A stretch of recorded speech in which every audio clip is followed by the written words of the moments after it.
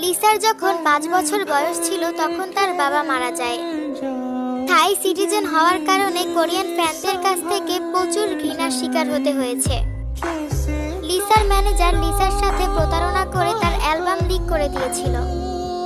ওয়াইজি সবসময় অন্য মেম্বারদের তুলনায় লিসার সাথে মিসবিহেভ করেছে, রুড বিহেভ করেছে, এক কথায় লিসাকে অবহেলা করেছে।